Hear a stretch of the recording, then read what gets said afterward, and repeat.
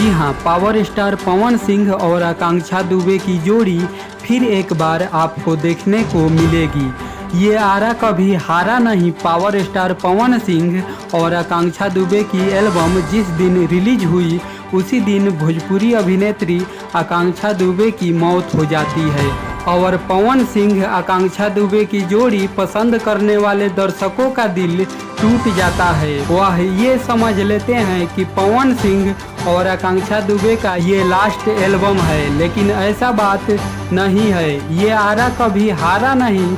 Super duper hit होने के बाद पावर स्टार पवन सिंह और आकांक्षा दुबे का एक और एल्बम का पोस्टर रिलीज कर दिया गया है, जिसका नाम है आरा की हवेली। हम आप सबको बता दें कि इस गाने को बहुत जल्द पारा फिल्म्स से रिलीज किया जाएगा। जी हाँ, तो आकांक्षा दुबे का एक और गाना पावर स्टार पवन सिंह जी के साथ में आप सबको देखने को मिलेगा।